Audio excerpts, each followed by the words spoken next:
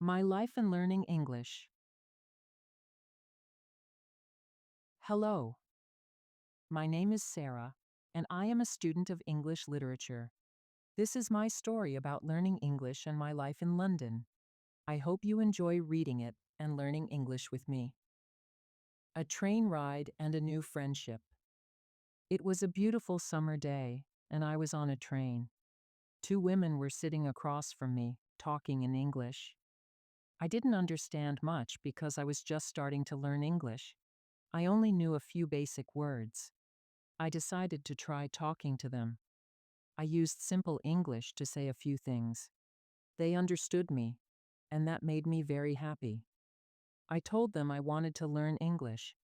They told me they were from England and had just attended a conference. We talked for about 10 minutes until the train reached my stop. Before I left, the women gave me their phone number and address. They told me I could visit them in England. I said goodbye and thanked them. After that day, I worked hard on my English. I translated texts, watched English movies, and practiced every day. In 6 months, my English improved a lot, but I wanted to learn more. Studying English in London, I moved to London to study English. On my first day of school, I met my teacher, Miss Anna, and my classmates. Miss Anna was young, kind, and very patient. She introduced a new way of learning English. She told us we wouldn't need to study textbooks. Instead, we would practice speaking English in our daily lives. Miss Anna explained that languages are for communication. To learn a language, we need to use it. She said many people make the mistake of only studying grammar and vocabulary without actually speaking the language. We started talking about our hobbies and daily activities in class. Learning vocabulary. On the second day, one student asked Miss Anna about the best way to learn new words. She said reading is the most effective way to learn vocabulary. She suggested reading for at least 30 minutes every day. She advised us to choose books or texts we enjoy, whether they are stories, articles, or nonfiction. If we came across a new word, we could look it up in a dictionary. This way, we would understand the word better and remember it. Miss Anna also said reading helps us see how words are used together in sentences, which improves grammar naturally. I followed her advice and read every day. Finding a job in London, I wanted a part-time job, so I visited a job center. A kind lady suggested I work as a waitress in a cafe.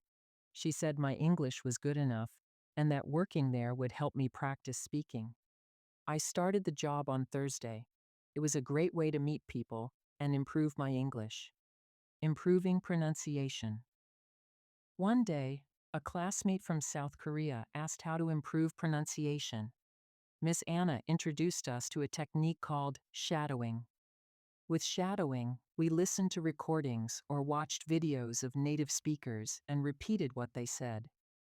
It was like copying their speech, including their tone and accent. We practiced this in class, and it was very helpful. Thinking in English later, I met a new classmate named Emily from Italy. Emily spoke English fluently. She shared a technique she used called thinking aloud. Emily explained that she started by saying simple sentences in English aloud, like, I want to learn English, or today is a good day. Over time, this helped her think in English instead of translating from her native language. She said this technique was hard at first, but it became easier with practice. Thinking aloud helped her speak English more naturally. Making friends and enjoying life. At school, I joined the football team. I met students from different countries, like Brazil, Spain, and Japan. Playing football was a fun way to make new friends and improve my English. I also kept using the methods I learned from Miss Anna and Emily: reading, shadowing, and thinking aloud. These techniques made learning English easier and more enjoyable. Advice for learning English. If you want to learn English, remember these tips. 1. Read for 30 minutes every day. 2. Listen to English audio and practice shadowing. 3. Think in English and try speaking aloud to yourself. Practice speaking with others as much as possible. Learning English is not just about studying, it's about using the language in real life. Keep practicing, and you'll improve quickly.